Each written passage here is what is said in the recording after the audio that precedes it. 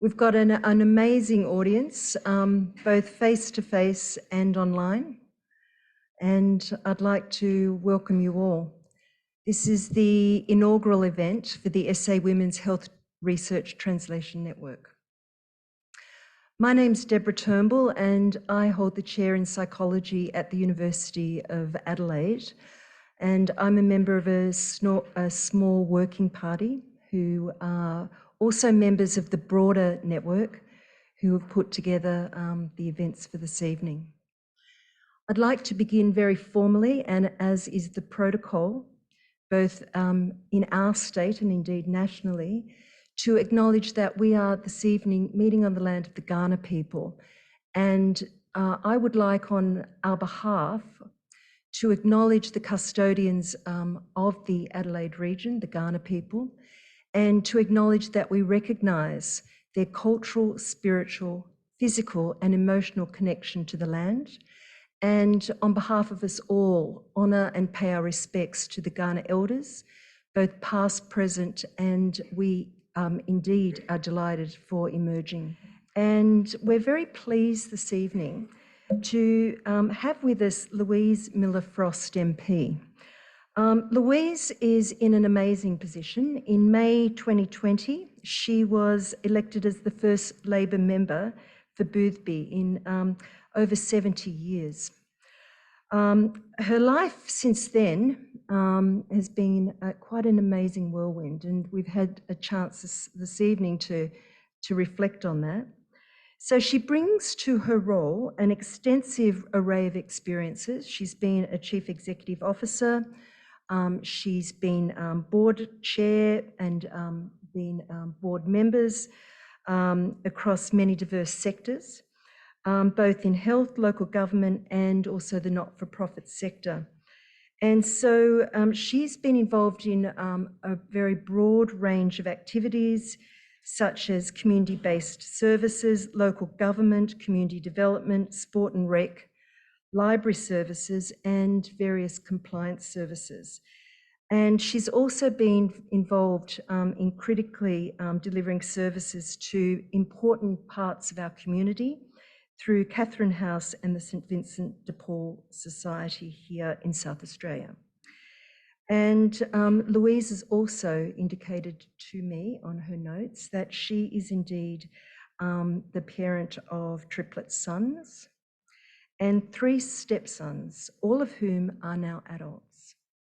So in saying that, I'm going to hand over now to Louise to give us some background and a bit of a story from her perspective.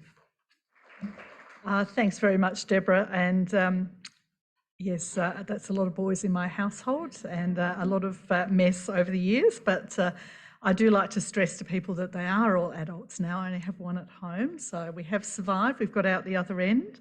It is possible. I'd like to also start by acknowledging that we meet on the lands of the Kaurna people, and we're very grateful for their hospitality and recognising that their cultural and spiritual connection to the land is very important and continuing. So I do have a very broad background. I guess the part that's probably most relevant to this is I did work in the health sector for a number of years. I worked in mental health services and I worked in the community health sector. And particularly I ran the women's health and safety aspect of what was then, and this will age me, Central Northern Adelaide Health Service. So those of you who've been in the sector for a while will be able to exactly date that. Women's health and safety included the Northern Women's Health Service, which included community midwives, and it included Dale Street Women's. It also included perpetrator rehabilitation services, and it was very much health and safety. So the health aspect was around women's health, and the safety aspect was around domestic violence and family violence. And it was a really rewarding part of my life, particularly in the areas that I was working, which was Northern and Western Adelaide, where we had women who were coming from, in many instances, very disadvantaged backgrounds. We had a large called background, we had a large Aboriginal background, we had a really diverse community that was coming in to see us with a number of different barriers about whether they were able to seek health care. And I guess one of my reflections when coming here, as we know, is that 51% of the population, approximately, is women. And yet, we know that women's health experience is different. We know that our experience of common conditions, such as mental health, cardiac conditions, is very different from men. And yet often the men's experience is what is centred. That's what we hear about. When you hear about what is a classic cardiac symptoms, and I'll just be very clear here, I'm not clinical, so please don't take any of this as medical advice. But when we hear about what is a classic cardiac symptom, we know that that's often the men's experience of what that symptom is. And hence women get misdiagnosed, delayed. We delay ourselves because we minimise what's happening and focus more on we'll get through it. Women's specific conditions are also often ignored or not focused on. And I know I personally don't have endometriosis, but my friends who do tell me that for many years their experience is, oh, it's just a bad period. And of course, no one knows what someone else's period is like. So it's very hard to say, well, you know, mine's worse than that. That's not normal. And it's one of those things that often isn't spoken about. The other condition that I am passionate about is polycystic ovary syndrome. And the fact I have triplets might be a little hint to you that that's something that I have.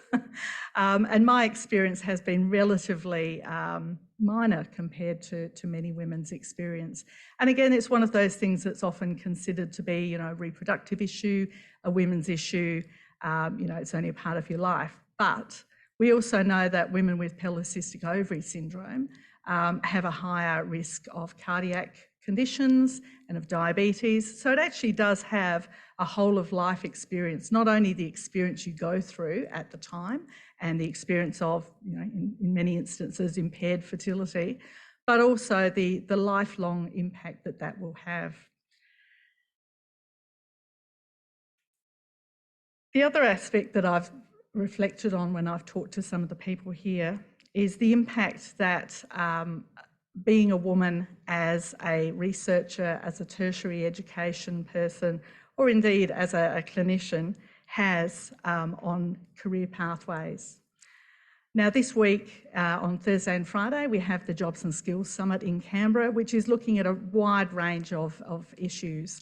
And we've just recently had a little mini summit in Boothby, and we've put in our summary of the issues, and I'll be heading over there on Friday. But some of the issues that we hear that particularly affect women are the issues of casualisation, insecure work, and the gig economy. And often when we say the gig economy, we think Uber drivers and that sort of thing. And, you know, that's really important that we actually look at their work conditions. But the other people who come to tell me about their experience of casualisation and the gig economy are tertiary educators,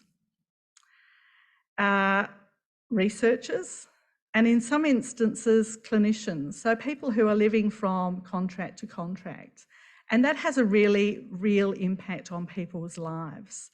Deborah mentioned that I worked for Catherine House. I was the CEO of Catherine House for 3 years. And the women who come to Catherine House come from a really wide variety of backgrounds.